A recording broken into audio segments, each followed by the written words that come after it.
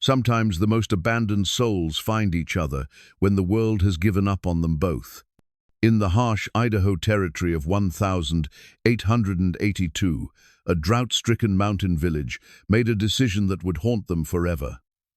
They threw an aging pack donkey into the raging river to drown, declaring the faithful animal nothing but a burden. Jack Rourke had seen enough cruelty in his years drifting the frontier trails, but something about watching that terrified donkey struggle against the current broke through his hardened heart. Without a word, the grizzled cowboy waded into the deadly waters and pulled the animal to safety. The townsfolk called the donkey cursed, claiming it had outlived 3 owners and brought nothing but misfortune. But Jack didn't believe in curses, only in second chances.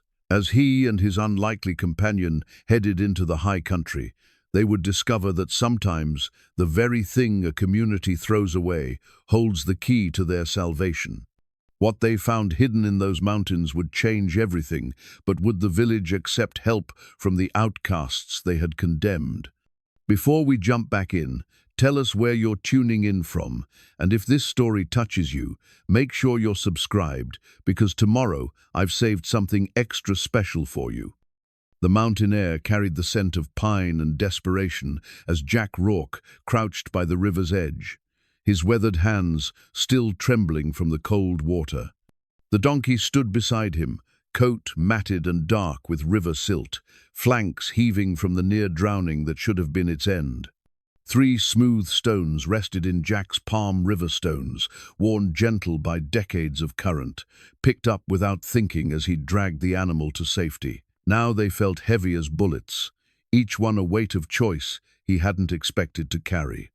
Behind them, the village of Copper Falls hugged the mountainside like a collection of desperate prayers carved from timber and hope. The drought had been merciless this year, turning streams to trickles and cattle to walking skeletons.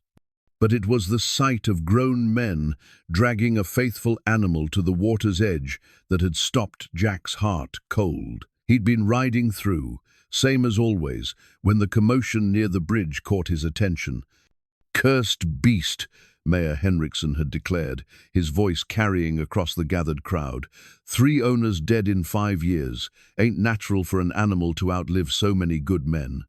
The crowd had murmured agreement, their faces hard with the kind of judgment that comes easy when survival feels uncertain. Sarah Mitchell, the blacksmith's widow, clutched her shawl tight against the morning chill. "My Thomas always said that donkey brought nothing but trouble. Look what happened to old Pete when he took it on."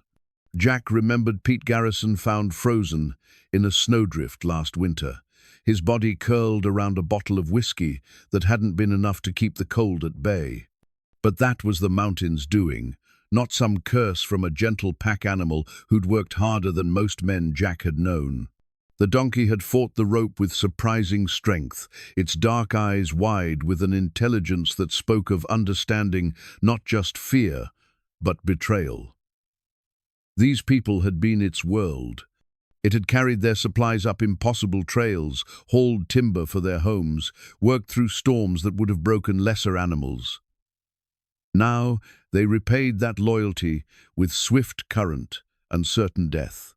Jack had never been one for grand gestures. 37 years of drifting from camp to camp, job to job, had taught him to mind his own business and keep moving. His leather journal, tucked safe in his saddlebags, contained nothing but trail maps and practical notes which passes stayed clear longest, where to find water in drought years, which towns paid fair wages for temporary work. No names, no attachments, no reasons to stay anywhere longer than it took to earn traveling money. But something about that moment by the river had changed everything. "You don't know what you're doing, stranger." Mayor Henriksen had warned as Jack waded into the current. "That animal's got the devil's own luck, brings death to anyone who gets too close." Jack hadn't answered. Words were cheap, and actions spoke clearer in the territory. He'd simply grabbed the rope around the donkey's neck and pulled, fighting current and superstition with equal determination. The animal's struggles ceased the moment Jack's hands touched the halter, as if it recognized kindness, even in its terror.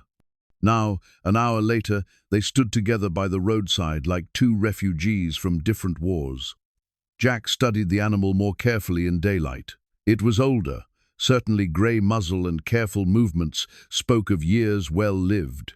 But the eyes held clarity, and the way it positioned itself suggested alertness rather than the dull acceptance of a creature ready for death. "Well, old friend," Jack murmured, slipping the river stones into his pocket. "Seems we're both without welcome here."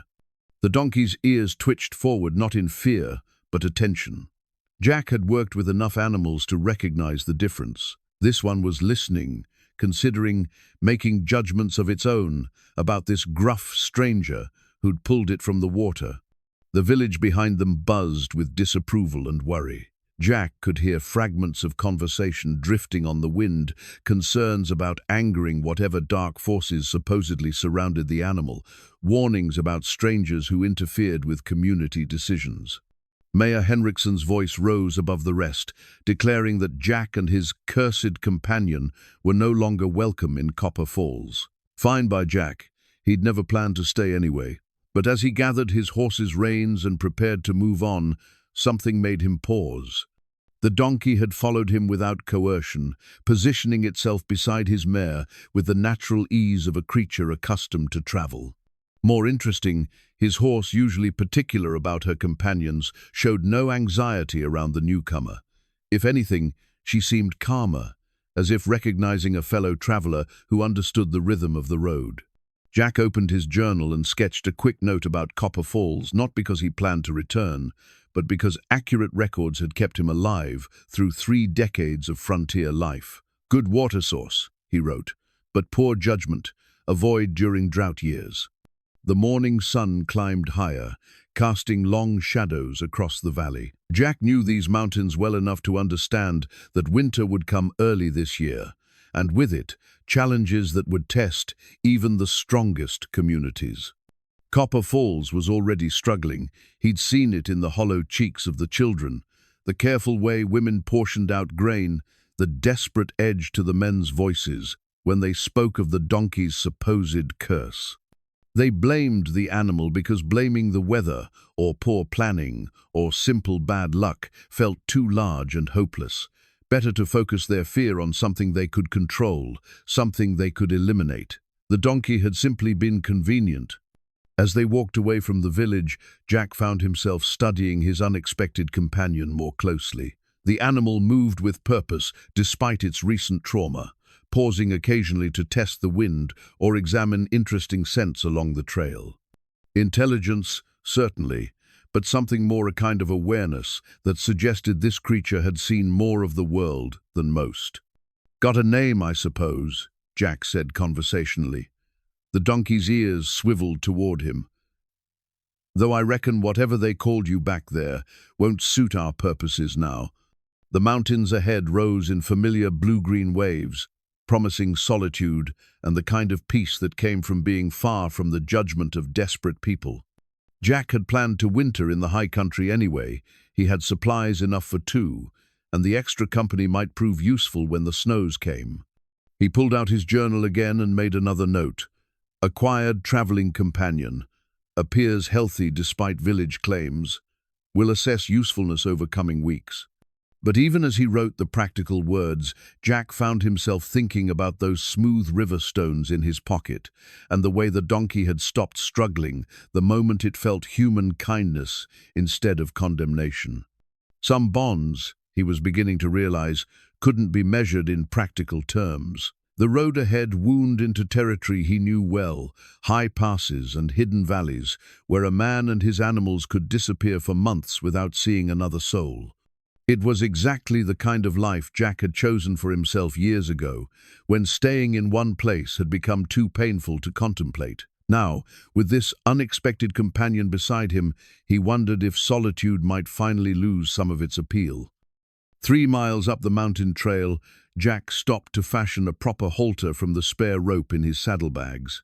The makeshift noose the villagers had used lay discarded by the roadside. He'd cut it away the moment they were out of sight, unable to bear the sight of that rough hemp around the animal's neck. Now he worked the softer braided rope with careful hands, creating something that would guide rather than bind. "Need to call you something," he said as he adjusted the fit. The donkey stood patiently, occasionally turning to watch Jack's movements with those remarkably intelligent eyes. "Can't keep thinking of you as the donkey, like you're some piece of equipment." The animal's ears flicked forward when Jack spoke, and something in that attentive gesture reminded him of a scripture story from his childhood. Gideon, the reluctant judge who had been chosen for an impossible task. It seemed fitting, somehow, for a creature that had survived when everyone expected it to perish. "Gideon," Jack said aloud, testing the name. The donkey's head turned toward him immediately, as if recognizing something true. "Well then, Gideon it is." They made camp that evening in a sheltered grove beside a small creek, the first running water they'd found since leaving Copper Falls. Jack went about his familiar routine, tending his mare, gathering firewood, setting up his simple canvas shelter, while Gideon explored the immediate area with careful, methodical thoroughness. The donkey seemed to understand the concepts of camp boundaries and safe grazing, never wandering far, but investigating every rock and bush with the attention of an experienced traveler. As the sun set behind the peaks, painting the sky in shades of gold and red, Jack found himself telling Gideon stories. It wasn't something he'd done in years. Talking to animals had always seemed like the first sign of a man going soft in the head. But something about the donkey's attentive presence made conversation feel natural rather than foolish. "Spent most of my life moving," Jack said, stirring the beans he'd put on to cook. "Never saw much point in staying anywhere long enough to call it home. People die, places change, and the road keeps going whether you follow it or not." Gideon had positioned himself just inside the circle of firelight, close enough to be part of the camp, but far enough to bolt if danger appeared. It was the behavior of an animal that had learned caution through experience rather than instinct. "Your previous owners," Jack continued, studying the donkey's reaction. "What really happened to them?" At the mention of former masters, Gideon's ears flattened slightly, not with fear, but with something that looked remarkably like grief. The expression was so human that Jack felt a chill that had nothing to do with the mountain air. Over the next hour, as they shared a simple meal of beans and hardtack, Jack began to piece together what he could remember about Gideon's history. Pete Garrison had acquired the donkey from a prospector named Thompson, who died in a cave-in up near Silver Creek. Before Thompson, the animal had belonged to a trader named Morrison, who'd been found shot dead on the trail to Helena robbery, everyone assumed, though his goods and money had been left untouched. 3 deaths in 5 years. Jack could understand why the villagers had grown superstitious, but he'd seen enough of frontier life to know that death came easy in the territory. Cave-ins, freezing, robbery. These were the common hazards of mountain living, not supernatural punishment for keeping company with a particular animal. Still, as he watched Gideon in the firelight, Jack couldn't shake the feeling that there was more to the story than simple coincidence. The donkey had finished the handful of grain Jack had offered, and now stood quietly at the edge of camp, head raised and ears alert. Something in his posture suggested he was listening to sounds beyond Jack's hearing, the careful attention of a creature that had learned to watch for danger. "What is it, old friend?" Jack asked softly. Gideon's head turned toward the trail they'd traveled, then back toward the deeper mountains. After a moment, the donkey relaxed, but the incident left Jack thoughtful. Either the animal possessed unusually acute senses, or it had learned to be watchful for reasons that had nothing to do with natural predators. That night, as Jack lay in his bedroll listening to the familiar sounds of the mountain wind through pine boughs, the distant call of an owl, the soft shuffling of Gideon moving around the camp, he found his mind turning to memories he usually kept buried. He'd had a home once, before the wandering years began. A small ranch in Colorado, a woman named Elizabeth who'd believed in building something permanent together, plans for children and a future that stretched beyond the next job or the next trail. But permanence, Jack had learned, was a luxury the frontier rarely offered. Disease had taken Elizabeth in the space of a week, leaving him with a ranch he couldn't bear to keep and a future that suddenly felt empty of purpose. That had been 15 years ago. 15 years of moving from place to place, working just long enough to earn supplies and traveling money, never staying anywhere long enough to form attachments that could break his heart again. It had been a successful strategy. In its way, a man couldn't lose what he never allowed himself to have. But now, listening to Gideon's gentle breathing in the darkness, Jack wondered if his carefully constructed solitude had cost him more than he'd realized. The donkey's presence felt oddly comforting, not just company, but companionship. The difference was subtle but significant. Morning brought clear skies and a decision that surprised Jack with its certainty. Instead of following the main trail toward familiar winter camps, he found himself studying the mountain ridges to the east. There were old mining tracks up there, routes that led to abandoned claims and forgotten settlements. Most travelers avoided that country too remote, too dangerous, and haunted by stories of failed ventures and disappointed hopes. But something about the way Gideon had positioned himself that morning, facing those eastern peaks with what looked like anticipation, made Jack reconsider his usual routes. "What do you think, partner?" he asked, adjusting the new halter one final time. "Feel like seeing some country that doesn't know our reputation?" Gideon's response was to take several steps toward the eastern trail, then pause to look back at Jack with an expression that seemed to say, "Well, are you coming or not?" They broke camp and began climbing toward the high country, leaving behind the familiar paths Jack had traveled for years. With each mile, the air grew thinner and the silence deeper. But it wasn't the oppressive quiet of loneliness, it was the expectant hush of possibility, as if the mountains themselves were holding their breath to see what two outcasts might discover in the forgotten places of the world. The frayed rope halter moved gently with Gideon's steady gait, a simple thing made from practical necessity, but somehow transformed into something more, a symbol of trust between two souls who had found each other at the moment when they needed companionship most. Behind them, Copper Falls continued its struggle against drought and desperation, convinced that banishing one supposedly cursed animal would somehow solve their problems. Ahead lay territory that few men had seen and fewer still had mapped, holding secrets that might change everything if Jack and Gideon were brave enough to discover them. The eastern trail proved more challenging than Jack had anticipated. What had looked like a simple ridge, crossing from below, revealed itself as a maze of switchbacks and hidden ravines, each turn offering new obstacles and surprising views. Gideon, however, seemed to navigate the difficult terrain with an ease that impressed even Jack's experienced eye. On their third day in the high country, a late-season storm caught them exposed on a narrow ledge with nowhere to shelter. The wind drove sleet horizontal across the mountainside, and Jack began to worry they'd made a fatal mistake, leaving the familiar trails. But Gideon suddenly left the path, picking his way carefully across loose scree toward what appeared to be solid rock face. "That's not going anywhere, old friend," Jack called over the wind, but the donkey persisted. As they drew closer, Jack realized his error. What had looked like unbroken stone was actually a cleverly concealed opening, hidden behind a natural outcropping that made it nearly invisible from the trail. The cave beyond proved to be more than a simple shelter. Someone had worked this space deliberately, widening natural chambers and building crude furniture from local timber. Jack struck a light and explored, while Gideon stood patiently in the entrance, shaking the sleet from his coat. In the deepest chamber, Jack discovered evidence of recent habitation, not just the casual occupation of a passing traveler, but the careful preparation of someone planning a longer stay.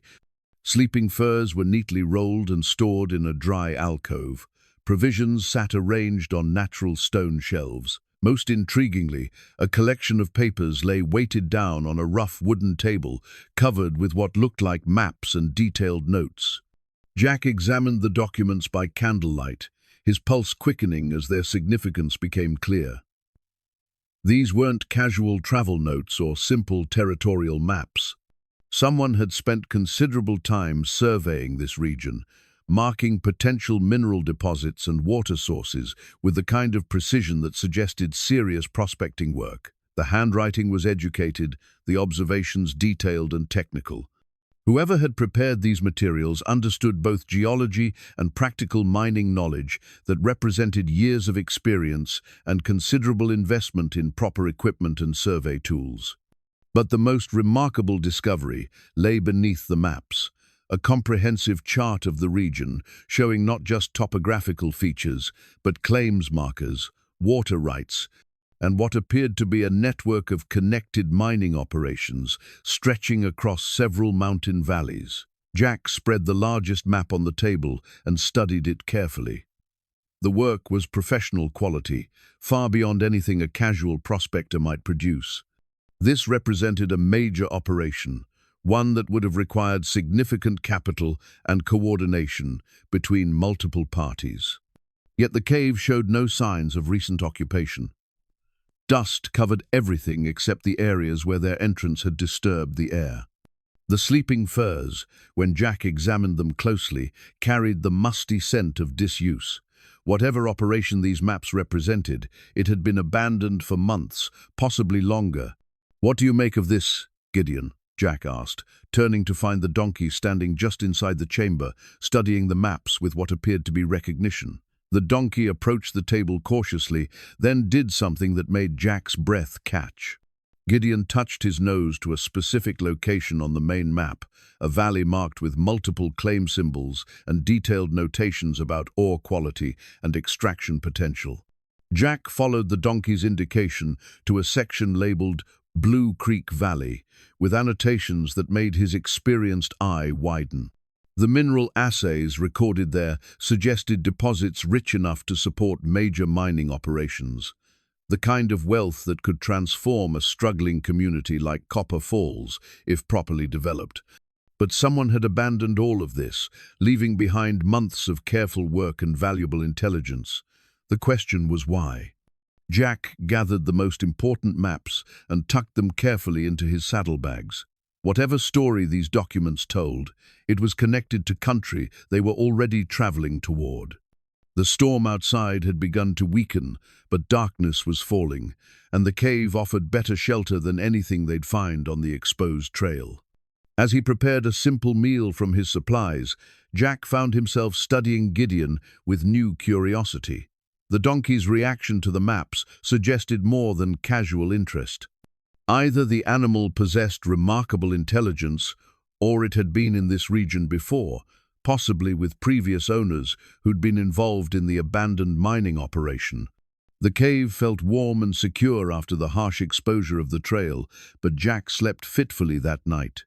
His dreams were filled with images of hidden wealth and abandoned claims, of men who'd disappeared, leaving their life's work behind in mountain caves. When he woke before dawn, he found Gideon standing alert near the cave entrance, ears forward and body tense with attention. Jack joined the donkey and peered out into the grey pre-dawn light. The storm had passed, leaving the world crystal clear and covered with a thin layer of fresh snow. But something in Gideon's posture suggested the animal had detected more than just weather changes. "What is it?" Jack whispered, straining his own senses for any sign of trouble.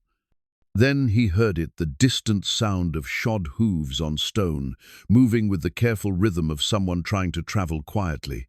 Someone was following their trail and making an effort to remain undetected. Jack quickly gathered their gear while Gideon continued his vigil at the cave mouth.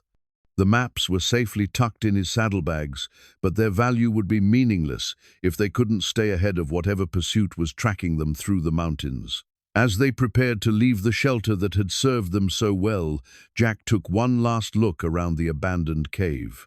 Someone had invested significant time and effort in establishing this base camp, only to abandon everything when success seemed within reach. The parallels to his own life, building something only to walk away when it mattered most, were uncomfortably clear. But this time would be different. This time, Jack was beginning to realize He had a partner whose loyalty had already been tested by far worse trials than mere inconvenience. Whatever challenges lay ahead in the high country, whatever secrets those maps might reveal, he and Gideon would face them together. The sound of approaching hooves grew closer as they slipped out of the cave and back onto the mountain trail, heading deeper into territory that might hold answers to questions Jack was only beginning to understand. Jack worked by firelight that evening, his weathered hands steady despite the complexity of the task before him. The brass compass from the abandoned cave had been beautiful once, finely crafted with detailed engravings around its rim, and a needle that had probably guided its owner through countless successful journeys. Now the crystal face was cracked, the needle stuck, and the internal mechanism clogged with moisture and debris from years of neglect. But Jack had learned long ago that broken things could often be made whole again, given patience and the right tools. His knife blade served as a screwdriver, carefully removing the tiny screws that held the compass together. Gideon watched the delicate process from his position near the fire, occasionally shifting his weight, but never moving far enough away to break the comfortable circle of their shared camp. "Your previous owners," Jack said conversationally as he cleaned corrosion from the compass's internal workings. "I'm starting to think they weren't just unlucky prospectors." The donkey's ears twitched at the mention of former masters, but his expression remained attentive rather than distressed.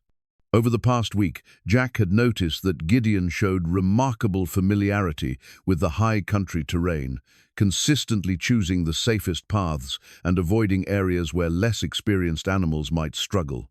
More tellingly, the donkey demonstrated knowledge of basic prospecting procedures, standing patiently while Jack examined rock formations, positioning himself downwind when they encountered potentially dangerous mine shafts, and showing particular interest in areas where water and mineral deposits intersected. "You've been up here before," Jack continued, using a thin wire to free the compass needle from its seized position. "Probably more than once, judging by how comfortable you are with all this." The compass mechanism clicked softly as Jack reassembled it, each piece fitting into place with the satisfaction of a puzzle solved. When he held it up to test the needle's movement, Gideon moved closer to examine the instrument, his dark eyes following the magnetic needle as it swung toward north. Jack had always possessed steady hands and an intuitive understanding of mechanical things, skills that had served him well during his years of wandering. There was something deeply satisfying about taking a broken object and restoring it to usefulness, a kind of small victory against the entropy that seemed to govern so much of frontier life. "There we go," he said, closing the compass case and testing its function one final time. The needle pointed true north, steady and reliable despite its period of abandonment. Good as new, or near enough. But even as he celebrated the small triumph, Jack remained aware of the larger mystery surrounding their journey.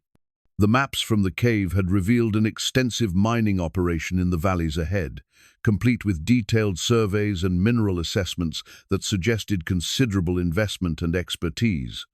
Yet something had caused the entire enterprise to be abandoned, leaving behind valuable equipment and months of careful work. Their unknown pursuer had stayed with them for 3 days now, maintaining careful distance but never quite disappearing.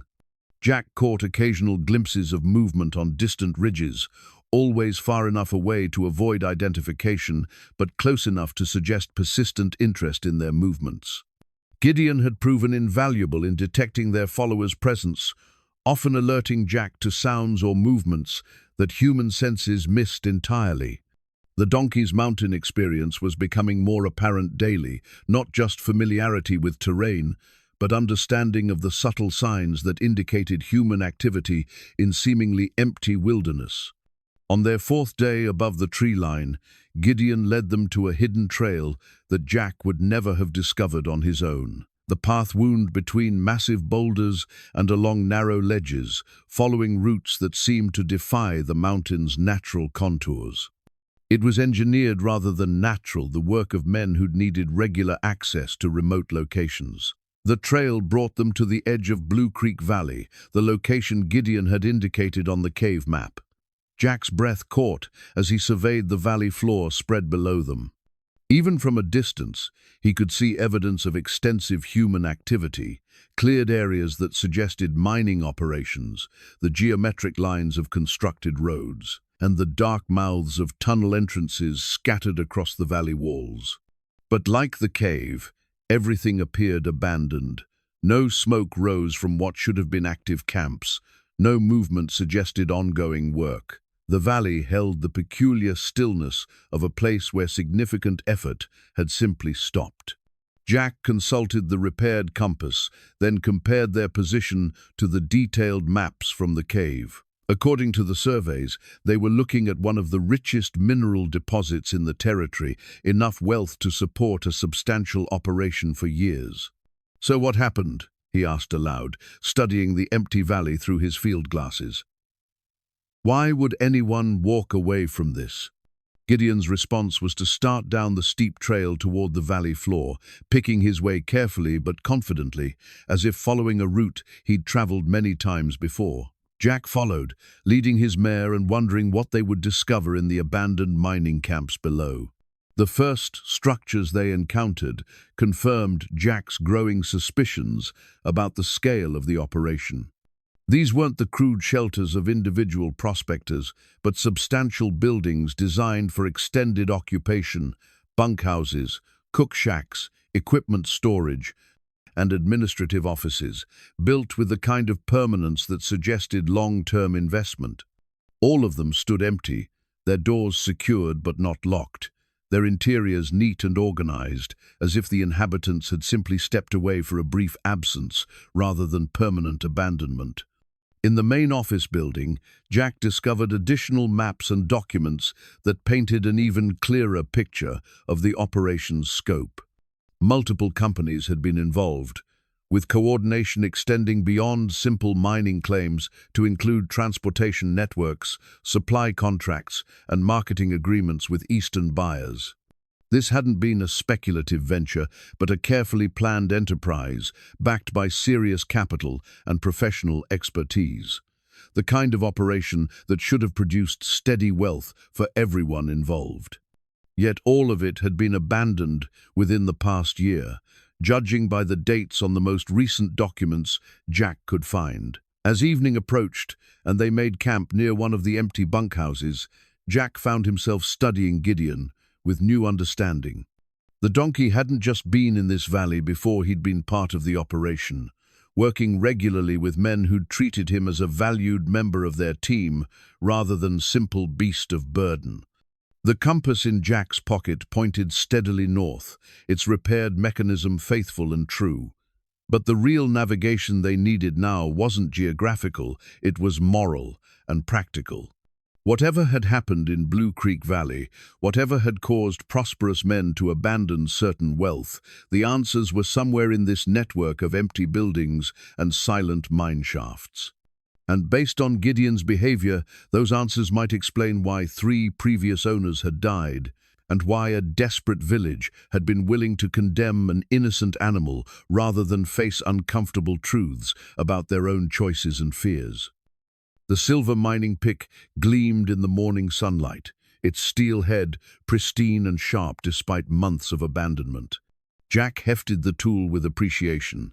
This was a craftsman's implement, balanced and well-made, the kind of equipment that cost serious money and lasted for decades of hard use. But what struck him most was the pick's condition. No rust marked the metal, no wear patterns suggested regular use. Someone had invested in the finest tools available, then left them behind without extracting a single load of ore. "This doesn't make sense, Gideon," Jack said, examining the tool more closely. The donkey stood nearby, watching Jack's investigation with what appeared to be approval. They'd been exploring the abandoned mining sites for 2 days now, and each discovery raised more questions than it answered. The main shaft entrance showed signs of recent excavation, fresh timber supports, newly cleared access routes, and equipment arranged with the systematic organization of an active operation. But everything stood frozen in time, as if the workers had simply vanished in the middle of a productive day. Jack descended into the mine shaft, lantern in hand, and rope secured to Gideon's saddle for safety. The tunnel extended deeper than he'd expected, professionally excavated with proper ventilation and support structures. This wasn't the hasty work of desperate prospectors, but the careful engineering of men who expected their operation to last for years. 30 feet down, the tunnel opened into a natural cavern that took Jack's breath away. The lantern light revealed veins of silver ore running through the rock walls like frozen lightning, more wealth than most men would see in a lifetime concentrated in a single chamber. But the cavern also revealed something else that made Jack's blood run cold. Scattered across the floor were the remnants of mining equipment, broken tools, torn canvas, and dark stains that looked ominously like dried blood. Jack examined the evidence carefully, his frontier experience helping him reconstruct what might have happened. This hadn't been an accident or a cave-in. The damage patterns suggested violence, deliberate destruction, rather than natural disaster. When he emerged from the shaft, Gideon was standing alert and tense, ears forward and body positioned as if ready to bolt. The donkey's behavior confirmed Jack's growing suspicions that they weren't alone in the valley. "Easy, partner," Jack said softly, checking his rifle before moving to a position with better visibility across the valley floor. "What do you see?" Gideon's attention focused on a ridgeline to the south, where movement among the rocks suggested their persistent follower had finally decided to close the distance. Jack studied the area through his field glasses until he spotted a lone rider, making his way carefully down the slope toward their position. The man was older, probably in his 60s, riding a good horse and carrying himself with the confidence of someone accustomed to mountain travel. But what caught Jack's attention was the way Gideon reacted to the approaching figure, not with fear or hostility, but with what looked remarkably like recognition. Jack positioned himself with tactical advantage and waited, rifle ready but not obviously threatening. The rider approached slowly, hands visible and posture non-aggressive, until he was close enough for conversation. "Name's Thomas Whitmore," the man called out. "I've been following you folks for near a week now, hoping for a chance to talk." Jack studied the stranger carefully. Whitmore appeared to be exactly what he claimed, an aging prospector with intelligent eyes and the weathered hands of someone who'd spent decades working the mountains. But Jack had learned not to trust appearances in country where men died for reasons that had nothing to do with bad luck or natural hazards. "Talk about what?" Jack replied, keeping his rifle casually ready. Whitmore's eyes moved to Gideon, and his expression softened with what looked like genuine affection. "About that donkey you pulled from the river, about what really happened to his previous owners, and about why you're smart to be asking questions instead of believing the stories those folks down in Copper Falls have been telling."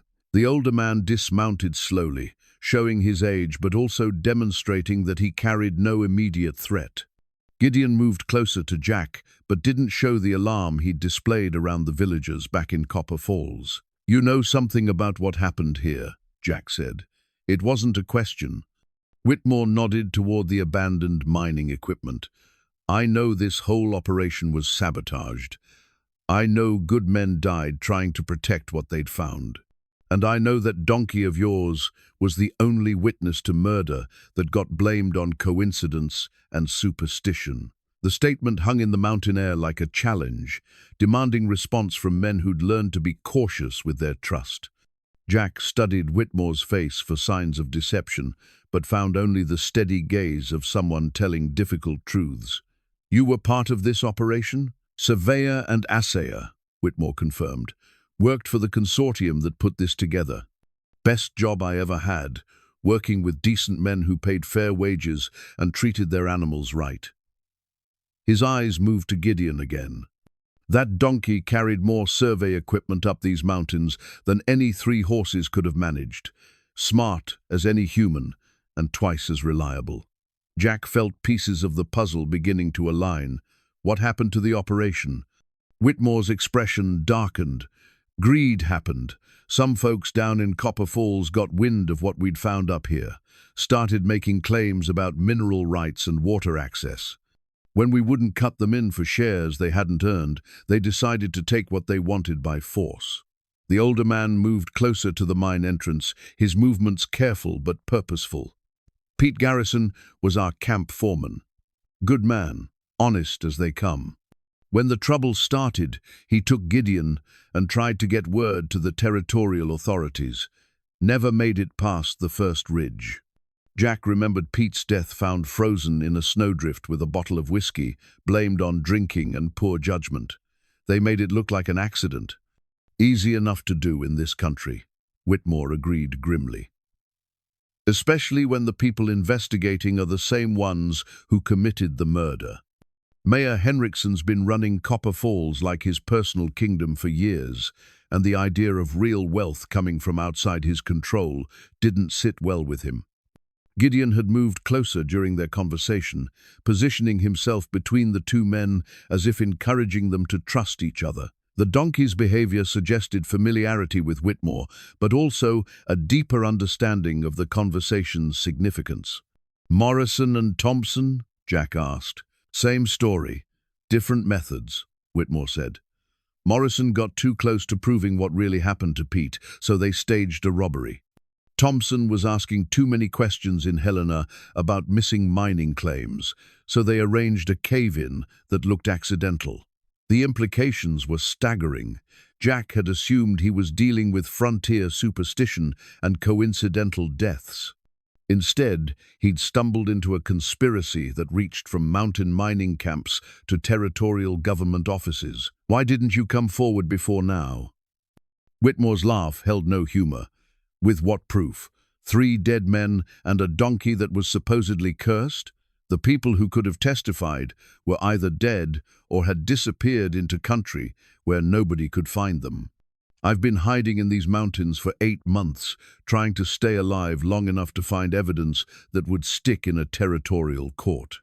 Jack thought about the maps and documents they'd discovered, the careful records of mineral wealth and operational planning. "The cave where we sheltered during the storm that was your base camp." "One of several," Whitmore confirmed.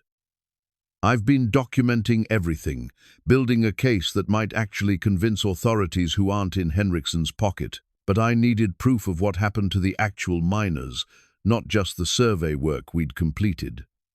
The silver pick in Jack's hands suddenly felt heavier, weighted with implications he was only beginning to understand. This wasn't just abandoned equipment, it was evidence of violence committed for the sake of wealth that could have benefited everyone if greed and fear hadn't intervened. "What do you need from us?" Jack asked. Whitmore's eyes brightened with hope he'd probably given up expecting. "Help me document what's left down in those mine shafts. Help me prove that this operation was destroyed by murder, not bad luck or supernatural curses. And help me make sure that Donkey's story gets told the right way, as a witness to injustice, not a bringer of misfortune." Jack looked at Gideon, who was watching both men with alert intelligence. The donkey had survived 3 murders, carried the truth through months of persecution, and somehow led them to the evidence that could expose everything. The afternoon sun was beginning to slant toward evening, painting the abandoned mining camp in golden light that made the wealth hidden in these mountains seem both beautiful and terrible. Somewhere down in Copper Falls, desperate people were struggling with drought and failing crops, blaming their troubles on superstition while the real causes of their suffering planned their next moves in comfort and safety. Jack hefted the pristine mining pick one more time, feeling its balance and imagining the work it could have accomplished in honest hands. Then he handed it to Whitmore with the weight of decision. "Show us what you need to prove," he said. "It's time this story got told properly." The wooden cross stood stark against the mountain sky, its simple craftsmanship speaking to the careful respect Jack had always shown for the dead. He'd carved it from a piece of sound pine, measuring and shaping each line with the precision of a man who understood that some gestures carried weight beyond their simplicity. "Samuel Morrison," Jack read from the inscription he'd burned into the crossbeam. died seeking truth. It wasn't much of an epitaph, but it was honest, which seemed more important than eloquent words that nobody would believe. They'd found Morrison's remains in a collapsed section of tunnel, buried under rocks that had been carefully arranged to simulate a natural cave-in. But Whitmore's experienced eye had identified the deception. Immediately the support timbers had been deliberately weakened, the collapse triggered at a specific point to ensure maximum lethality. He was getting close to something, Whitmore said, standing beside the grave they'd dug in a level spot overlooking the valley. Morrison had connections in Helena, people who could have brought territorial investigators up here to look at what we'd found. Jack tamped the earth firm around the cross's base, ensuring it would stand against mountain weather. Gideon watched the burial ceremony with what appeared to be solemn attention, occasionally moving closer to the gravesite, as if paying his own respects to a man he'd known. The past 3 days of exploration had revealed the full scope of the conspiracy Whitmore described.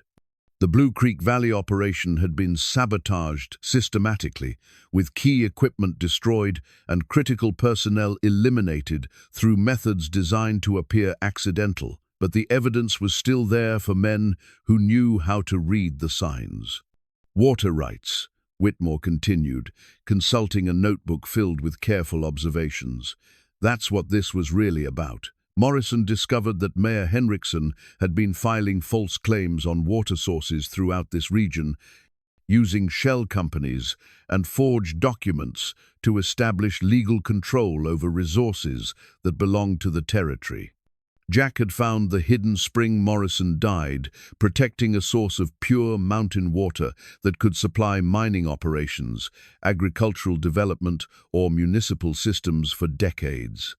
Control of that water meant control of everything else that depended on it, including the struggling communities down in the valleys. "So they killed him for filing papers?" Jack asked. "They killed him for threatening their monopoly," Whitmore corrected. Henriksen and his associates had been planning to control development in this entire region, deciding who could prosper and who would fail based on their own interests. Our consortium represented outside capital and territorial oversight, everything they couldn't manipulate or corrupt. The implications extended far beyond Blue Creek Valley. Jack was beginning to understand that the drought affecting Copper Falls might not be entirely natural. If water rights had been illegally diverted or controlled, then the community's suffering was at least partly artificial, created to maintain dependence on the very people who claimed to be trying to help. "The donkey," Jack said, watching Gideon explore the area around Morrison's grave. "Why blame him specifically?" Whitmore's expression softened with what looked like paternal pride.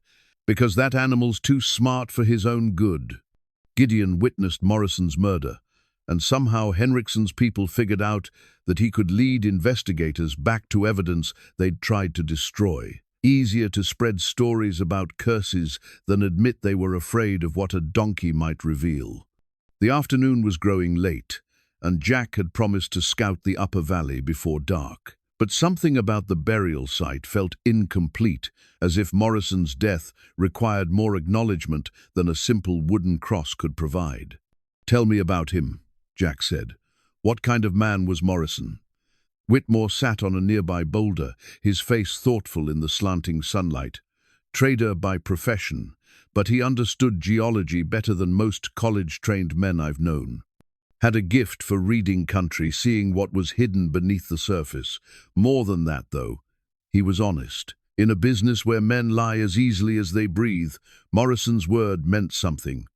Jack found himself thinking about Elizabeth, about the honest life they'd planned together before disease and circumstance destroyed their future. Morrison had been trying to build something legitimate in a region where corruption seemed to be the normal way of conducting business.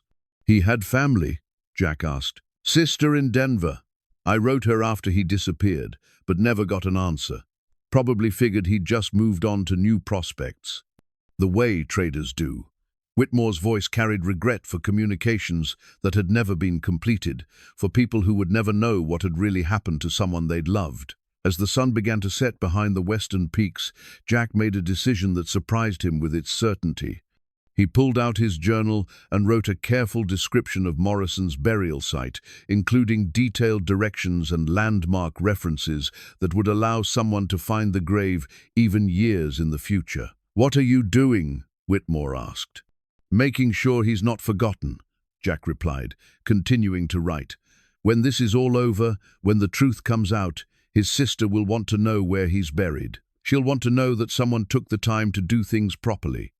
Gideon moved closer, as Jack wrote, as if understanding the importance of the documentation. The donkey's presence had become a comfort over the past weeks, not just companionship, but a reminder that loyalty and intelligence could survive even in circumstances designed to destroy them. The wooden cross cast a long shadow across the mountain grass, pointing toward the valley, where desperate people struggled with problems that weren't entirely of their own making. Morrison had died trying to expose the truth about resources that could have solved those problems. Now it fell to others to complete the work he'd started. Jack closed his journal and looked at the simple grave marker one more time. Tomorrow they would continue documenting evidence, building the case that might finally bring justice for Morrison and the other victims of Henrikson's conspiracy. But tonight, at least, a good man's sacrifice had been properly acknowledged by people who understood what he'd died trying to accomplish. "Rest easy, friend," Jack said quietly. "Your story's not over yet." As they walked back toward their camp, Gideon paused once more beside the gravesite, his dark eyes fixed on the wooden cross with what appeared to be understanding. Some bonds, Jack was learning, transcended the boundaries between species loyalty, memory, and the determination to see justice done, even when the cost seemed impossibly high. The blood-stained ledger lay open on the makeshift table they'd constructed from mining equipment, its pages revealing a conspiracy more extensive and calculated than Jack had imagined possible. The neat handwriting belonged to Morrison, but the story it told was written in the careful observations of a man who'd realized he was documenting his own death warrant. "Look at these entries," Whitmore said, his finger tracing columns of figures that painted a damning picture. Morrison tracked every suspicious death, every convenient accident, every piece of missing equipment. He knew exactly what was happening, and he was building evidence to prove it. Jack studied the ledger's contents by lantern light, his understanding of the situation shifting with each revelation. The drought affecting Copper Falls hadn't been entirely natural. Water rights had been systematically diverted through forged documents and intimidation, creating artificial scarcity that increased dependence on Mayor Henrikson's emergency resources. But the most shocking discovery lay in Morrison's final entries, written in the days before his murder. He'd uncovered evidence that the conspiracy extended beyond simple water rights manipulation. Henrikson and his associates had been running a territorial-wide operation, using their positions to control mining claims, manipulate territorial surveys, and eliminate anyone who threatened their monopoly on natural resources. "They weren't just stealing from our operation," Whitmore said grimly. "They were stealing from the entire territory and using murder to cover their tracks." The ledger contained names, dates, and detailed documentation of bribes paid to territorial officials. Forged documents filed with land offices and a systematic campaign of violence designed to eliminate witnesses and competitors. Morrison had compiled enough evidence to bring down not just Henrikson, but a network of corruption that reached into the territorial capital.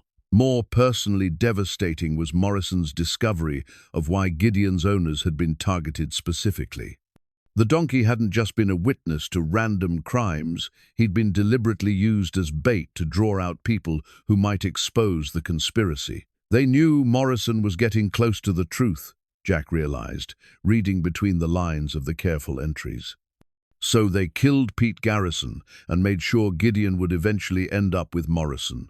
When Morrison took the bait and started investigating Pete's death, they had him exactly where they wanted him. Whitmore nodded grimly. And when Morrison got too close to proving murder, they eliminated him and passed Gideon on to Thompson. Same pattern. Use the donkey as bait to identify threats, then eliminate the threats and move the evidence to the next target. The calculated cruelty was breathtaking. Henriksen's group had turned an intelligent, loyal animal into an unwitting instrument of murder, using Gideon's natural tendency to bond with kind owners as a way of identifying people who might cause problems for their operation. That's why they called him cursed, Jack said, understanding finally dawning. It wasn't superstition, it was cover story. Spread rumors about bad luck, and nobody looks too closely at the actual causes of death. But Morrison's final entries revealed something even more significant. In his last weeks, he'd discovered that the conspiracy was preparing to move beyond individual murders to large-scale elimination of entire communities that posed threats to their control. Copper Falls was scheduled for natural disaster, a dam failure that would be blamed on drought stress, but would actually result from deliberate sabotage. They're planning to kill the whole village, Whitmore said, his voice tight with horror. Wipe out everyone who might remember the original water rights, then move in with rescue operations that let them control the rebuilding. Jack felt a chill that had nothing to do with mountain air. The same people who'd tried to drown Gideon were planning mass murder, disguised as tragic accident, to protect their illegal control of territorial resources. The ledger's bloodstains took on new significance as Jack realized they marked the exact moment Morrison had understood he was going to die. The final entry, written in increasingly unsteady handwriting, was a desperate attempt to hide evidence where honest investigators might eventually find it. Hidden documents in cave system. Map coordinates 42.7N, 114.3W. Trust no territorial officials except Judge Patterson, Helena District. Gideon knows location of additional evidence. Animal understands more than people realize. If found dead, investigate Mayor Henriksen, Copper Falls. Water rights fraud extends to territorial level. Planned dam sabotage, scheduled before winter freeze. Save the village, save Gideon. S. Morrison. Jack read the final entry aloud, his voice steady despite the emotional weight of Morrison's last words. The man had used his dying moments to leave instructions for preventing mass murder, trusting that someone would eventually care enough to follow the trail he'd left. "The cave coordinates," Whitmore said. "That's the site where you found me camped." Morrison knew I'd go there eventually, knew I'd find his message and understand what it meant. Gideon had been standing quietly nearby during their examination of the ledger, but now he moved closer to the table, his dark eyes focused on the blood-stained pages with what appeared to be recognition. The donkey touched his nose gently to Morrison's final entry, confirming what Jack had begun to suspect. "He understands, doesn't he?" Jack said. "Not just words, but meaning. He knows what Morrison was trying to tell us." "More than that," Whitmore replied. "He's been trying to lead someone back to this evidence for months. Every time they passed him to a new owner, he'd try to guide them toward the truth. But they all died before they could act on what he was showing them." The full scope of the conspiracy was staggering, but Morrison's documentation provided a clear path forward. They had evidence of murder, fraud, and planned mass destruction. More importantly, they had time to prevent the dam sabotage that would destroy Copper Falls. But they also had to acknowledge a harsh reality. They were 3 men and a donkey, facing a conspiracy backed by territorial officials and willing to commit any crime necessary to protect their interests. Jack closed the ledger carefully, treating Morrison's final testimony with the respect it deserved. The bloodstains on its pages represented more than evidence of murder. They marked the sacrifice of a man who'd chosen truth over safety, justice over survival. "Morrison trusted us to finish what he started," Jack said, looking at Whitmore and then at Gideon. "Question is, are we capable of keeping that trust?" The mountain knight pressed close around their small circle of lantern light, holding secrets and dangers that seemed almost overwhelming. But within that circle sat proof that good men had died for important reasons, and that their deaths might still serve a purpose if the right people were willing to act on the truth they'd preserved. Gideon's steady presence reminded Jack that loyalty and intelligence could survive even the most calculated attempts to destroy them. Whatever challenges lay ahead, they would face them with the knowledge that they were fighting for something larger than their own survival. They were fighting for justice that had been too long delayed. The iron mining cart lay partially buried beneath years of accumulated debris, but its contents told a story that made Jack's hands shake with controlled anger. Bags of high-grade silver ore filled the cart's bedwealth that should have belonged to the territorial government and the investors who'd legitimately funded the mining operation. Instead, it represented stolen resources that Henriksen's people had been smuggling out systematically while spreading stories about cursed claims and failed operations. $20,000 worth, minimum, Whitmore estimated, examining the ore samples with his experienced eye. And this is just one cart. Morrison's notes suggest they'd been removing processed ore for months before they shut down the operation. Jack photographed the evidence methodically, using the camera equipment Whitmore had salvaged from the mining camp. Each image would serve as documentation for the territorial authorities, proof that the Blue Creek Valley operation had been profitable rather than cursed, productive rather than failed.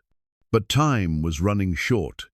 Morrison's ledger indicated that the dam sabotage was scheduled for the week before winter freeze, less than 10 days away. The conspirators needed to destroy Copper Falls before the spring melt, when territorial inspectors would have access to investigate the drought's artificial causes.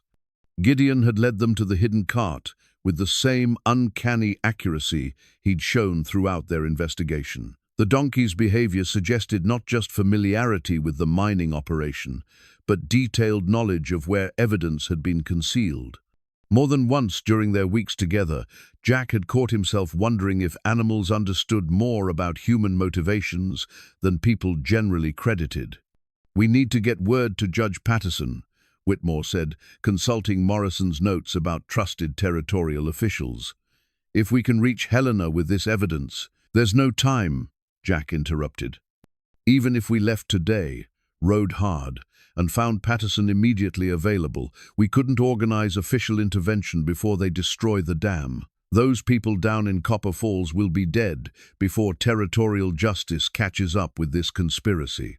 The mountain evening was clear and cold, with the kind of crystalline air that made distant peaks seem close enough to touch. But Jack felt the weight of approaching winter in his bones, along with the pressure of decisions that would determine whether dozens of innocent people lived or died.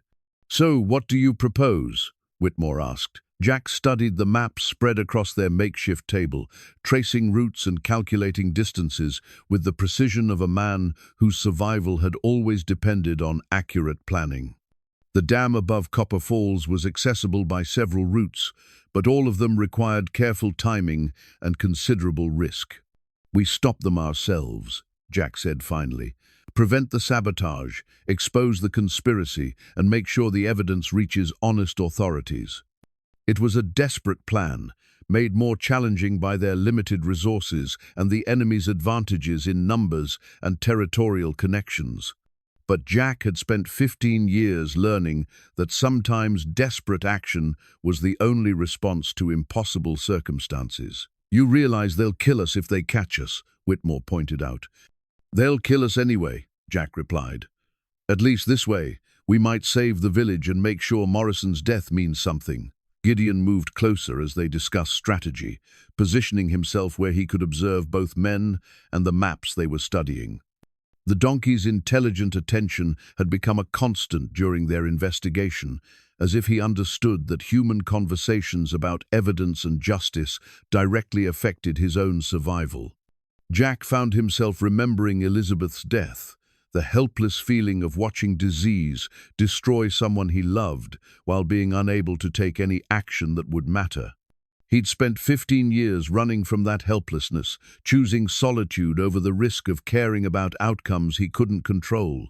But Morrison's blood-stained ledger had changed something fundamental in Jack's thinking. The surveyor had died trying to protect people he barely knew, trusting that someone would eventually care enough to act on the evidence he'd preserved. That trust created obligations that transcended personal safety or comfort. "There's something else," Whitmore said, consulting Morrison's notes. According to his final entries, Henrikson's people have been monitoring territorial communications. They'll know if we try to send word to Helena, and they'll have time to accelerate their timeline. The conspiracy's reach was more extensive than Jack had initially realized. They weren't just facing local corruption, but a network that could intercept official communications and manipulate territorial responses. Traditional law enforcement might be compromised before it could become effective. "Then we handle this ourselves," Jack repeated, his decision crystallizing with the clarity that came from having no acceptable alternatives. "We document everything, preserve the evidence, and make sure the truth survives, even if we don't." They spent the evening preparing for what might be their final mission. Jack cleaned his rifle with the methodical care of a man who understood that mechanical precision often determined survival outcomes. Whitmore organized the documentary evidence, creating multiple copies of the most critical materials and hiding them in locations where honest investigators might eventually discover them. Gideon watched their preparations with alert attention, occasionally moving closer to examine equipment or maps, as if assessing their readiness for the challenges ahead. The donkey's presence had become more than companionship. It was a reminder that loyalty and intelligence could survive even systematic attempts to destroy them. As the night deepened and they finalized their plans, Jack found himself thinking about the river stones still resting in his jacket pocket. He'd picked them up during Gideon's rescue, smooth fragments worn gentle by years of current and weather. Now they felt like tokens of a simpler time, when his biggest concern had been finding winter shelter rather than preventing mass murder. "You don't have to do this," Jack told Whitmore. "You've already done more than anyone could reasonably expect. Morrison's evidence will eventually reach the right people, and justice will be served in its own time." Whitmore's response came without hesitation. "Those people down in Copper Falls don't have time for eventual justice. Besides, I made Morrison a promise before he died that his work wouldn't be wasted, that the truth would come out, regardless of what happened to the people trying to expose it." The commitment was absolute, the kind of decision that defined character more clearly than years of easier choices. Jack recognized something of his younger self in Whitmore's determination. The man he'd been before loss and disappointment had taught him to avoid attachments that could cause pain. But perhaps Morrison's example suggested a different approach to frontier life. Perhaps commitment to larger principles could provide meaning that transcended personal safety or comfort. Perhaps caring about outcomes beyond immediate survival was what separated living from merely existing. The iron mining cart sat in the lantern light, like physical proof that good work could be stolen, that honest effort could be corrupted, but that evidence of truth would eventually emerge for people willing to look for it. Morrison had died protecting that evidence, trusting that someone would care enough to act on what he'd discovered. Now it fell to Jack, Whitmore, and an intelligent donkey to honor that trust by preventing the final crime in Henrikson's conspiracy, the destruction of an entire community to protect illegal profits and territorial corruption. The mountain night pressed close around them, holding dangers and challenges that seemed almost overwhelming. But within their small circle of preparation and determination sat proof that ordinary people could accomplish extraordinary things when motivated by justice rather than self-interest.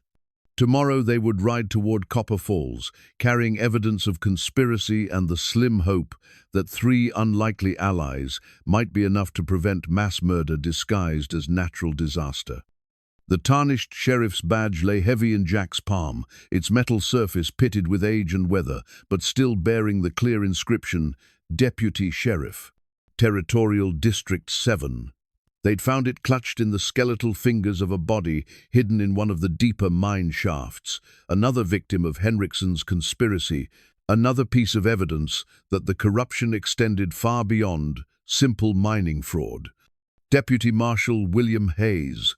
Whitmore read from the identification papers they'd discovered with the remains. Morrison wrote about him, territorial lawman who came up here asking questions about the missing mining reports. Never made it back to Helena.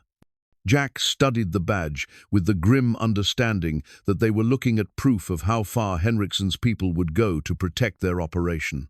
Killing territorial law enforcement officers represented a level of criminal ambition that bordered on rebellion against federal authority. But it also represented opportunity. Hayes had been carrying official documents when he died, including territorial warrants that gave Jack and Whitmore legal authority to investigate federal crimes and make arrests in the name of territorial justice. "These warrants are still valid," Jack said, examining the legal papers carefully.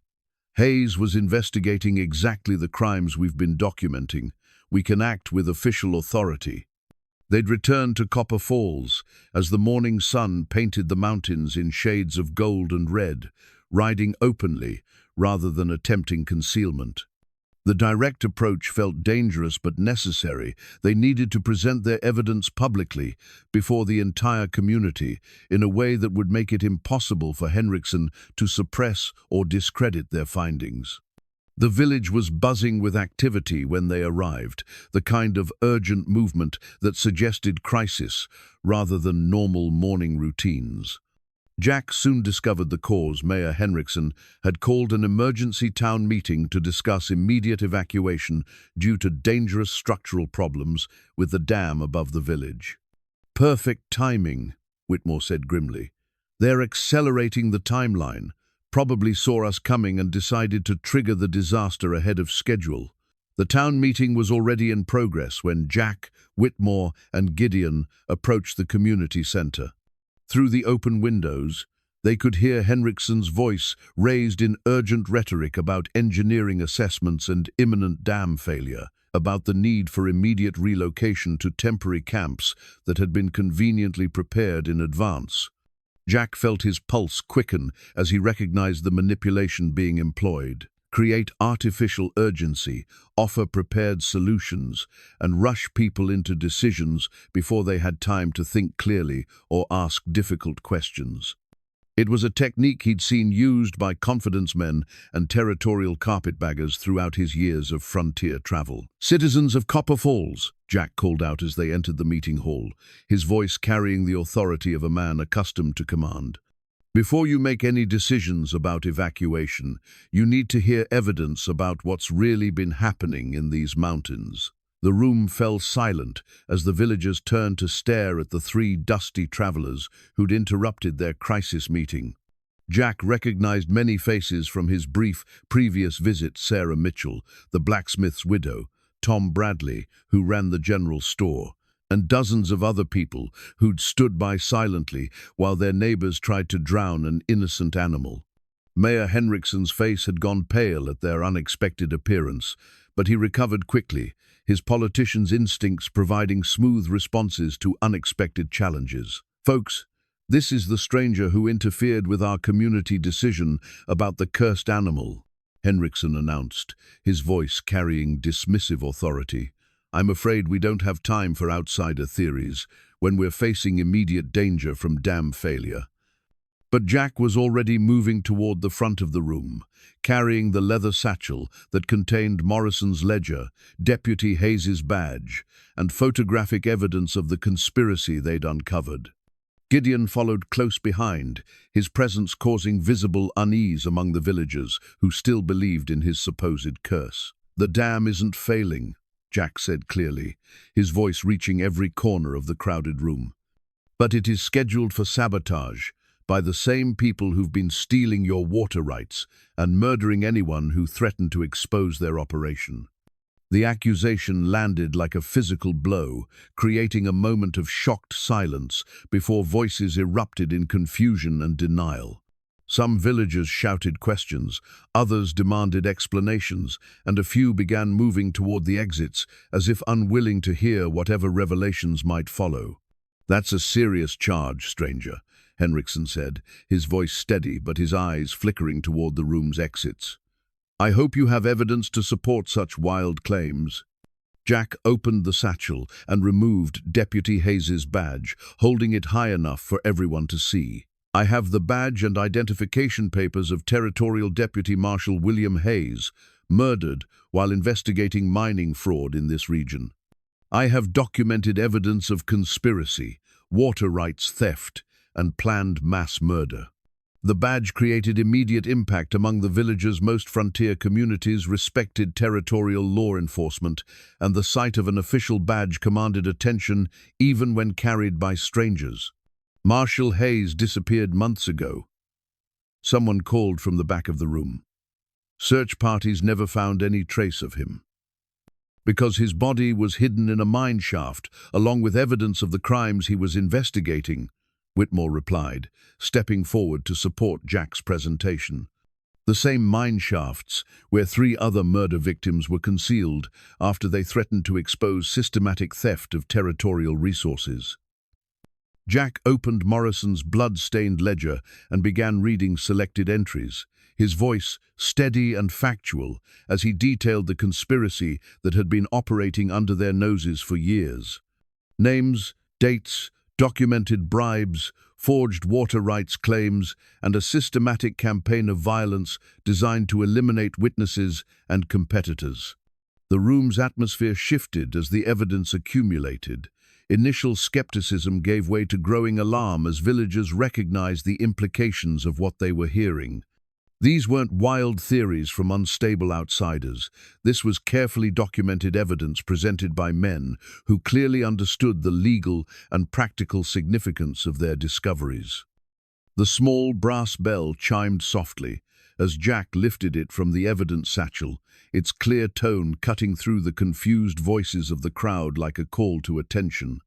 The bell was simple but well made, the kind of practical decoration that working animals wore to help their handlers locate them in difficult terrain. "This bell belonged to Gideon," Jack said, his voice carrying to every corner of the crowded meeting hall. "It was found among the personal possessions of Samuel Morrison, along with other items stolen after Morrison's murder. Physical proof that your cursed donkey was actually the victim of systematic persecution designed to cover up territorial-level crime." The sight of the bell created immediate reaction among the villagers. Several people who'd known Morrison during his time in the area began whispering among themselves, recognizing the evidence of connection between the murdered surveyor and the animal they'd condemned. Mayor Henriksen had recovered from his initial shock and was mounting a counterattack, his politician's instincts providing smooth responses to the accumulating evidence. "Folks, this is exactly the kind of hysteria we can't afford during a genuine emergency," Henriksen declared, his voice carrying practiced authority. "These strangers are presenting random objects and claiming they prove wild conspiracy theories. Meanwhile, engineering reports clearly indicate that our dam could fail at any moment." But Jack was ready for the deflection. He pulled out the photographs Whitmore had taken of the hidden ore carts, the blood-stained ledger, and Deputy Hayes's remains, spreading them across the meeting table where everyone could see the documented evidence. "Mayor Henriksen," Jack said formally, "by the authority vested in Deputy Marshal Hayes and transferred to me as his designated successor in this investigation, I place you under arrest for conspiracy, murder, theft of territorial resources, and planned destruction of community property." The formal arrest declaration created immediate chaos.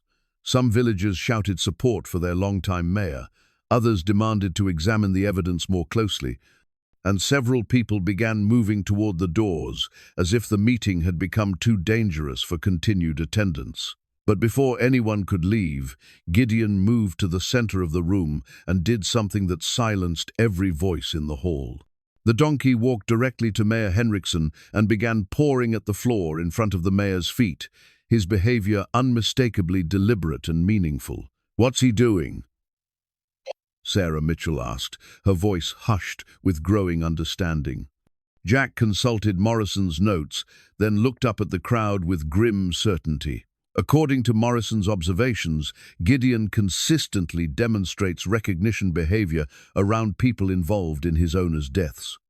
The animal's memory for faces and scents is apparently exceptional. The implication hit the room like a physical blow. Gideon wasn't just identifying Henriksen as a person of interest, he was identifying him as someone directly connected to the murders that had been blamed on coincidence and supernatural curses. Henriksen's composure finally cracked under the weight of accumulating evidence and the donkey's unmistakable accusation. "This is ridiculous," he sputtered. "You can't seriously expect people to believe that an animal's behavior constitutes legal evidence." "No," Jack agreed, "but I can expect them to believe territorial documents, photographic evidence, and documented testimony from murder victims who took the time to record what they discovered before they died." He opened Morrison's ledger to the final pages, where the surveyor had written detailed descriptions of conversations he'd overheard, meetings he'd witnessed, and specific threats made by identifiable people. The entries painted a damning picture of conspiracy that reached beyond Copper Falls, to include territorial officials and Eastern business interests. "Morrison documented everything," Whitmore added, moving to stand beside Jack in a show of unified testimony, including recorded conversations where Mayor Henriksen discussed eliminating witnesses and staging the dam failure to cover up their water rights theft. The evidence was overwhelming, but Jack knew that proving guilt and preventing immediate disaster were two different challenges. Even if the villagers accepted the truth about Henriksen's conspiracy, they still faced the practical problem of stopping sabotage that might already be in progress. "Tom Bradley," Jack called to the store owner, "you know these mountains better than most. How long would it take armed men to reach the dam from here?" Bradley consulted his pocket watch, his face grave with understanding. "Hour and a half, maybe 2 hours if they're carrying equipment. But if they left when they saw you folks coming into town, they could already be there," Jack finished. The timing was dangerously close, with success or failure potentially decided by margins measured in minutes rather than hours. The room erupted in urgent discussion as villagers grappled with the reality that their community faced immediate destruction from people they'd trusted with their safety and governance. Some demanded immediate evacuation, others called for armed resistance, and a few suggested sending riders to alert territorial authorities. But Jack knew that conventional responses wouldn't be sufficient. The conspiracy had been planning this operation for months, with contingencies for territorial intervention and community resistance. Only unexpected action by people Henriksen couldn't predict or control might be effective. "I need volunteers," Jack announced, his voice cutting through the chaos. "Men who know the mountain trails and aren't afraid to confront armed saboteurs. We stop this now, or Copper Falls gets washed away in what looks like a natural disaster." The response was immediate and heartening. Tom Bradley stepped forward first, followed by 6 other men who understood that their community's survival depended on action rather than discussion. They weren't professional fighters, but they were mountain men who knew the terrain and understood the stakes. Gideon's brass bell chimed softly as the donkey moved closer to Jack, positioning himself as if expecting to join the mission to the dam. The animal's presence had become essential to their investigation. His intelligence, memory, and knowledge of the terrain had guided them to evidence that might otherwise have remained hidden forever. "What about him?" Bradley asked, nodding toward Mayor Henriksen, who stood surrounded by increasingly hostile villagers. "Sarah Mitchell," Jack called to the blacksmith's widow, "I'm deputizing you as temporary sheriff with authority to hold prisoners pending territorial investigation. Keep Henriksen and anyone else who tries to leave town until this is resolved." The formal delegation of authority felt right, transforming what might have been vigilante justice into legitimate law enforcement action. Morrison's documentation and Deputy Hayes's badge provided legal foundation for extraordinary measures in extraordinary circumstances. As the volunteers gathered their weapons and prepared for immediate departure, Jack felt the weight of leadership settling across his shoulders like a familiar burden. He'd spent 15 years avoiding exactly this kind of responsibility, but Morrison's sacrifice and Gideon's loyalty had made withdrawal impossible. The brass bell chimed once more as Gideon took his position among the volunteers, ready to guide them toward the final confrontation with the conspiracy that had cost so many lives. Whatever happened at the dam, Jack realized, would determine not just Copper Falls' survival, but whether justice could triumph over corruption in territory where law and order often depended on the courage of ordinary people willing to risk everything for larger principles. The new leather harness gleamed in the afternoon sunlight, its craftsmanship representing the finest work Copper Falls leather artisans could produce. Hand-tooled designs decorated the straps, and brass fittings caught the light like small stars against the rich brown hide. But more than its beauty, the harness represented something far more significant, the community's recognition of Gideon's transformation from outcast to hero. 6 months had passed since the confrontation at the dam, where Jack and the volunteers had arrived just in time to prevent the explosive charges Henrikson's men had positioned against the main support structures. The fight had been brief but decisive, with territorial law enforcement arriving 2 days later to take custody of the saboteurs and begin the complex legal proceedings that would eventually see justice served. Jack stood in the doorway of his new home, a modest cabin on the edge of Copper Falls that the grateful community had insisted on building for him, watching Gideon graze in the meadow beyond the village. The donkey wore his beautiful new harness with what appeared to be quiet pride, though Jack suspected the animal was more pleased with the community's changed attitude than with the fine leather goods. The transformation had been remarkable to witness. The same people who'd tried to drown Gideon as a cursed burden now treated him as the town's most valuable citizen. Children brought him apples and sugar cubes, women included him in their afternoon conversations, and the men who'd once feared his presence now consulted him about weather patterns and trail conditions with complete seriousness. He really does understand more than we gave him credit for, Sarah Mitchell had said just that morning, after Gideon had led a lost child back to town from the surrounding forest. It's like he reads intentions better than most people.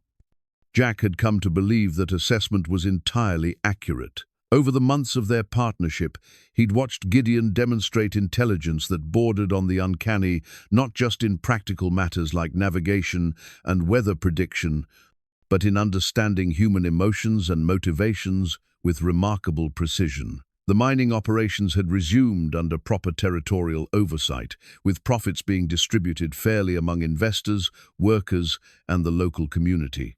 The artificial water shortage had ended once Henrikson's illegal diversions were eliminated, and Copper Falls was experiencing the kind of prosperity its residents had only dreamed of during the drought years. But the most significant changes were less tangible, involving trust and community cohesion that had been restored through shared crisis and common purpose. People who'd been suspicious of outsiders now welcomed travelers with genuine hospitality. Neighbors who'd been competitive over scarce resources now collaborated on community projects that benefited everyone.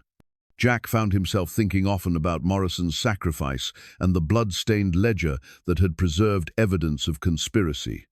The surveyor's trust in future justice had been vindicated, but more than that, his example had inspired others to choose principle over safety when circumstances demanded courage. The territorial investigation had revealed the full scope of Henrikson's network, leading to arrests and prosecutions that reached into the territorial capital and several eastern cities. Water rights throughout the region had been restored to their rightful owners. Mining claims had been validated through honest surveys, and new territorial policies had been implemented to prevent similar corruption in the future. Whitmore had accepted appointment as territorial mining inspector, a position that allowed him to travel throughout the region, ensuring that honest operations were protected and illegal activities were quickly identified. He visited Copper Falls regularly, always making time to check on Gideon's welfare and share news from his investigations. That donkey saved more than just one village, Whitmore had observed during his most recent visit. His story has become known throughout the territory. Other communities are questioning their own local officials, demanding transparency in resource management, and insisting on territorial oversight for major decisions. Jack walked out to the meadow where Gideon was grazing, carrying the handful of sugar cubes that had become part of their daily ritual. The donkey looked up at his approach, ears forward and eyes bright with the intelligence that had first caught Jack's attention months ago by the river. "Well, old friend," Jack said, offering the treats and adjusting the beautiful harness that symbolized Gideon's new status in the community. Hard to believe how much has changed since that morning by the river. Gideon accepted the sugar cubes with gentle lips, then leaned against Jack's shoulder in the gesture of trust and affection that had become their private communication. The simple contact carried weight beyond its physical nature, acknowledgement of the bond that had formed between two outcasts who'd found purpose in each other's company. Jack pulled the smooth river stones from his pocket, the same stones he'd picked up during Gideon's rescue. They'd become a talisman of sorts, a reminder of the moment when choosing compassion over convenience had changed both their lives in ways neither could have predicted. The village below them bustled with the activity of a thriving community, children playing safely in streets where adequate water flow had restored gardens and livestock, adults working on construction projects that expanded rather than merely maintained their homes, and the general atmosphere of optimism that came from facing challenges successfully rather than being defeated by them. "You know what I've learned?" Jack asked, speaking to Gideon but really addressing the larger questions that had occupied his thoughts since choosing to stay in Copper Falls. 15 years I spent running from attachments, convinced that caring about people or places would only lead to pain when they were lost. Gideon's attention remained focused on Jack's voice, the donkey's expression suggesting understanding that transcended species barriers. "But Morrison was right," Jack continued. "Some things are worth the risk.